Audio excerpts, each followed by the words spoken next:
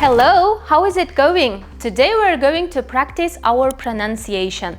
Бүгін біз сіздердің произношениеңізді жақсартатын боламыз, соған байланысты 3 лайфхакпен бөлісетін боламын. If you are ready, let's get started. Дайын болсаңыз, кеттік. Ең бірінші произношениені жақсартуда дәл осы упражнениені жасасаңыз болады. Жалпы байқасаңыздар, қазақ тілінде біз сөйлеген кезде біздің тіліміз бір орында тұрады. Мысалы, мен қазір қанша нәрсе айтып жатырмын, мен тілім мүлдем қимылдап жатқан жоқ. Ал ағылшын тілінде сіздің тіліңіз біресе сыртқа қарай шығады, біресе таңдайыңызға қарай, біресе таңдайыңыздан төменірек шығуы мүмкін, иә? Сол үшін даже тіліңізге де упражнение жасасаңыз болады. Оңға, солға, жоғарыға, төменге деген сияқты. Ал дәл қазір жағыңызға, дәл осы упражнение арқылы тілдердің именно дұрыс артикуляциясын қалыптастырып, бүкіл сөздерді анық айту үшін дәл осы упражнение сізге көмектеседі. Ал енді ең бірінші лайфхак. Бізде х дыбысы бар. Х. Жалпы х деген дыбыс жуан түрде бізде қазақ тілінде естіледі. Мысалы, хор немесе хош.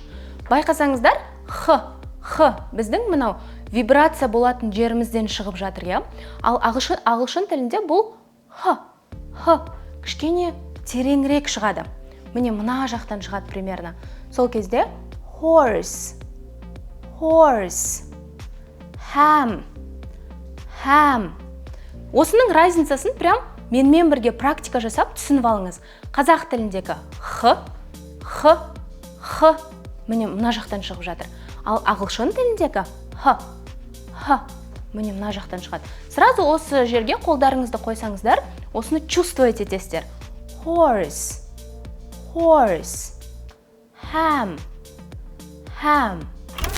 Ал екінші лайфхак бізде ти. Ти әріпі дыбысталған кезде бізде үнемі жіңішке шығады.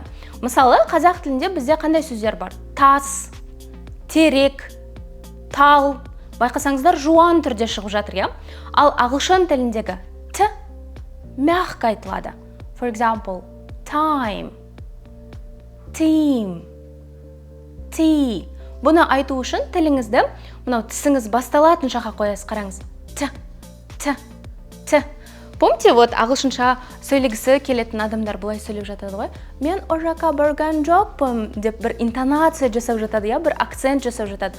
Бұның барлығы негізі дұрыс произношение қалыптастыруға күшті лайфхак. Любой бір текстті алыңызда, дәл соны осындай ағылшынша акцентпен, интонациямен оқып көріңізші. Сол кезде именно дыбысталулардың қалай өзгеретінін сіз байқайсыз. И осы т, д, н, л барлық дыбыстардың жіңішке болуы сізде автоматты түрде болады. Ал именно т бізде өте көп қолданылғаннан кейін мен бұған бір ерекше акцент қойып жатырмын. Т.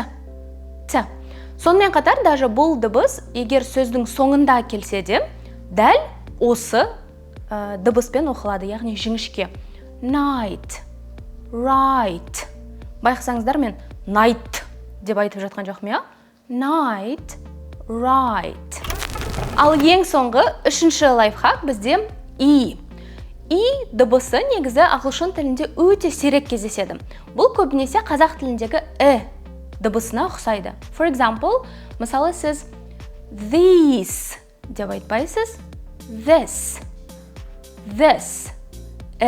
Сол үшін бізге қазақ адамдардың барлығына ағылшын тілінде сөйлеу өте тез жүреді. Жалпы процесс өте тез жүреді, себебі біздің әріптеріміз бар. Мысалы, бұны орыстар вообще айта алмайды, дыбысын. Олар деп айтады, иә? Ал сізде жалпы қазақ болғаныңыз сізге үлкен бонус болады. Сол үшін и дыбысын үнемі деп айтсаңыз, более носитель сияқты сізде произношение қалыптасады. This емес, this. Жалпы осындай произношениедағы лайфхактарды қолданып, тіліңіздің әдемі болуын, тіліңіздің әдемі дамуын, сөздердің барлығын анық айтуыңыз дәл осы лайфхактарға байланысты деп ойлаймын. Сіздермен болған миссис Мадина. See you next time. Goodbye.